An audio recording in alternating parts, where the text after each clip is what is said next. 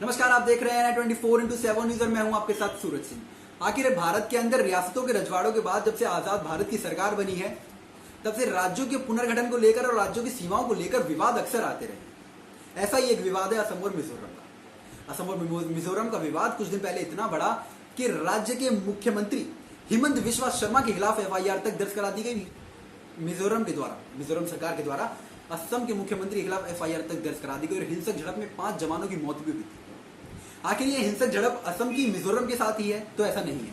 हिंसा असम की यह जो भी सीमा विवाद है ये उसके हर पड़ोसी राज्य के साथ है, चाहे वो अरुणाचल प्रदेश रहा हो, नागालैंड रहा हो, मिजोरम रहा हो या फिर मेघालय रहा हो।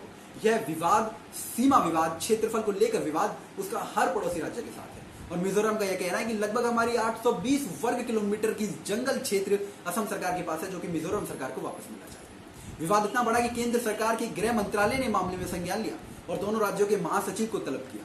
जब दोनों राज्यों के महासचिव यानी कि असम और मिजोरम के महासचिव गृह मंत्रालय मिलने पहुंचे तो मिजोरम की सरकार की तरफ से सफाई दी गई कि हमें कुछ समय चाहिए, क्योंकि उन्हें इस बात गृह मंत्रालय द्वारा यह बात समझाई गई कि अब जो भूमि असम के पास है वह असम के पास है और मिजोरम के पास है।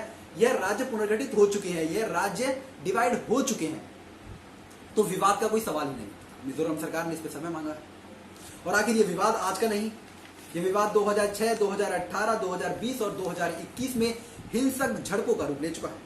आपको बता दें कि दोनों राज्यों की लगभग 164 किलोमीटर लंबी सीमा एक दूसरे को छूती है, यानी कि 164 किलोमीटर लंबा बॉर्डर एक दूसरे से मिला हुआ है। और असम और मिजोरम का यह विवाद जब खड़ा हुआ तो जितने भी राज्यों में पुनर्गठन को लेकर विवाद है उन सब ने अपनी अपनी मांगे रखी, चाहे वो नागालैंड हो चाहे अरुणाचल प्रदेश।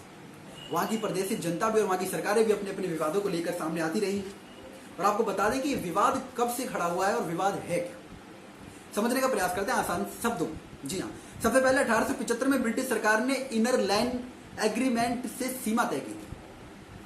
उसके बाद 1933 में अंग्रेजों ने इसे बदल दिया, यानी कि इस सीमा क्षेत्र को बदल दिया गया। इसमें कुछ फेरबदल किए गए।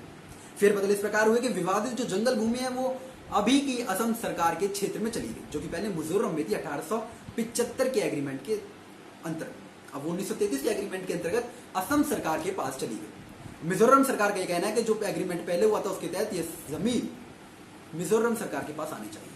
और आखिर ये विवाद दोनों राज्य या फिर हर राज्य सीमा विवाद असम के साथ इसलिए कर रहा है क्योंकि जंगल भूमि में प्राकृतिक संसाधनों की भरमार है और प्राकृतिक संसाधन हर सरकार के लिए बहुत जरूरी है।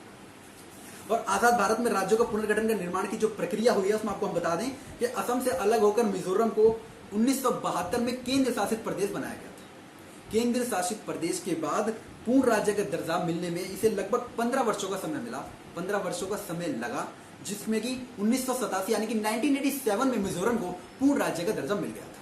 तब से मिजोरम यह विवाद उठाता रहा है कि मिजोरम की जो विवादित भूमि है, जो कि जंगल भूमि है, जो कि संसाधनों से भरपूर है, वह मिजोरम सरकार को वापस मिलनी चाहिए। आखिर यह विवाद और हमारे कुल मिलाकर हमारे राष्ट्र के अंदर लगभग 17 राज्यों में आपसी सीमा विवाद है। कहीं सीमा विवाद है, कहीं भाषाई विवाद है। चाहे विवाद रहा हो उत्तर प्रदेश और बिहार में गंगा नदी के बहाव को लेकर, या फिर महाराष्ट्र का अपने पड़ोसी राज्यों के साथ विवाद रहा हो, मध्य प्रदेश का रहा हो, पंजाब हरियाणा का विवाद रहा हो। आखिर यह सीमा विवाद कब खत्म होगा और गृह मंत्रालय की दखल के बाद इस विवाद को सुलझाने में कितनी आसानी होगी, यह एक देखने का विषय है। ऐसी तमाम बड़ी खबरों के लिए देखते रहिए हमारे चैनल NI 24x7 न्यूज।